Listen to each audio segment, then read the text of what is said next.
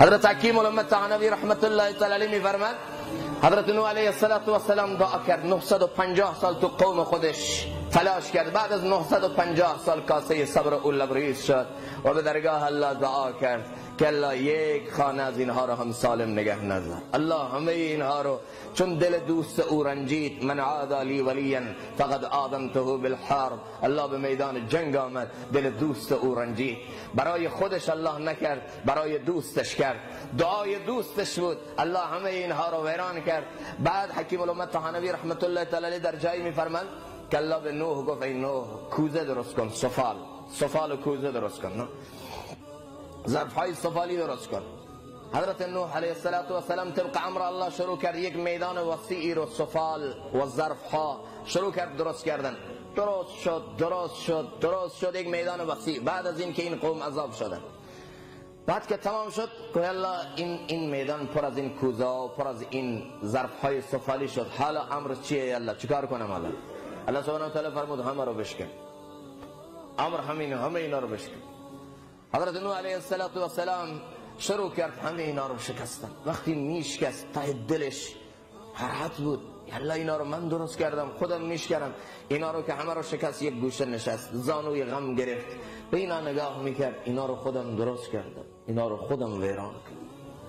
اون موقع الله سبحانه و تعالی به حضرت نوح علیه السلام گفت ای نوح غم زده شدی، ای نوح برای تو سخت بود، کوزه هایی که خودت درست کردی شکستی، سخت بود نه؟ گفت بله. گفت برای من از این سخت تره که بنده ای که خودم خلق کردم، لقد کرمنا بنی آدم، برای من سخت اون بنده ای که خودم خلق کردم و نفخت فیه من روحی، برای من سخت بنده ای که خودم خلق کردم، لقد خلقنا الانسان فی احسن تقویم، در بهترین شکل و صورت. برای منم سخت اون بنده ای که من او رو خلق کردم برای محبت خدا. انی لک محب، من دوست دارم، من تو رو میخوام. فبحقی علی کلی محبا، تو هم با من محبت کن. بنده ای که من میخواستم با او سر و سودایی داشته باشم، به او گفته بودم من تقرب الیه شبرا، یک وجب بیا، تو یک وجب بیا، من به سمت تو یک دست میام، تو یک دست بیا، من به اندازه 2 دست میام. بنده من تو آرام بیا، تو آرام حرکت کن، من با رحمت خودم به سمت تو دوان میام. ای نوح علیه السلام خوب گوش کن، دعای تو بود من این قوم را عذاب کردم، اما عذاب بنده های من بر من سخته. الله عذاب ما رو دوست نداره، والله قسم الله عذاب رو دوست نداره، اما ما هستیم که عذاب رو بر خودمون میخریم. الله مهلت میده، الله فرصت میده، اما وقتی بنده الله تو این مهلت و فرصت، گاهی عذاب الله تا دم خانه میاد، گاهی عذاب الله تا تو خانه میاد، شاید این بگه استغفر الله، شاید این ما کان الله لیعذبهم وانت فیهم وما کان الله معذبهم وهم یستغفرون. 2 وقت الله عذاب نمیکنه، وقتی نبی ما بین ما باشه. نبی امروز نیست، اما یک چیز دیگه هست، اگر یک کار دیگه هم بکنیم الله عذاب نمیکنه، استغفاره. هرگز الله قومی که استغفار میکنه، هرگز قومی که به سمت الله متوجه میشه، و ما کان الله معذبهم و هم یستغفرون. استغفار کنیم، از گناهان خودمون به درگاه الله توبه کنیم. اگر قومی بر گناهان نادم بود، بر گناهان شرمنده بود، بر گناهان خودش نادم بود و خواست تدارک بکنه، خواست برگرده، خواست صلح بکنه، آغوش رحمت الله بازه. یا ایتها النفس المطمئنه، یا ایتها النفس المطمئنه.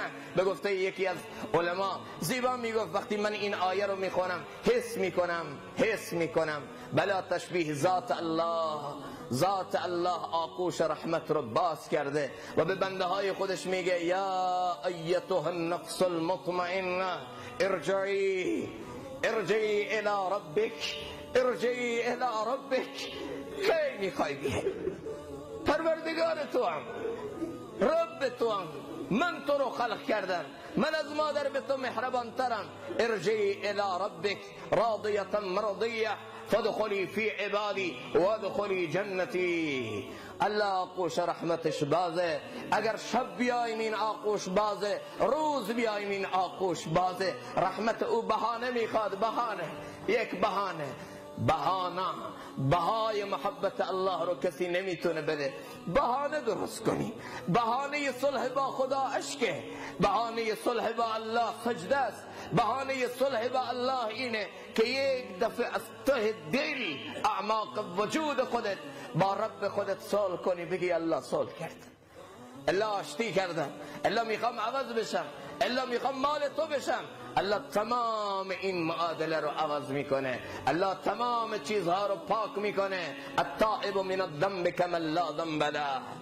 کسی که از گناه توبه میکنه گویا اصلا گناه نکرده، اصلا گناه نکرده. حتی بعدا الله سبحانه و تعالی به او طعنه نمیزنه. یادت هست تو یک روز نافرمان من بودی، یادت هست فلان روز تو گناه. خودش طعنه نمیزنه، به دیگران هم میگه بنده گناهکار من که توبه کرده بهش طعنه نزنید. من عیر اخاه بذنب قد تاب منه. کسی که بنده من رو که بعد از گناه با من صلح کرده، بعد از گناه با من توبه کرده، اگر کسی اونو طعنه بزنه الله او رو رسوا میکنه. تو حق نداری بنده گناهکار من رو که با اشکش، با آهش، با ربناش، با سجدش با من صلح کرد، چرا طعنه میزنی؟ طعنه نزن. نافرمان دیروز دوست امروز الله، این با الله صلح کرده، این با الله آشتی کرده. دوستان من، دیوانه آنکو دیوانه نشد، دیوانه آنکو دیوانه نشد.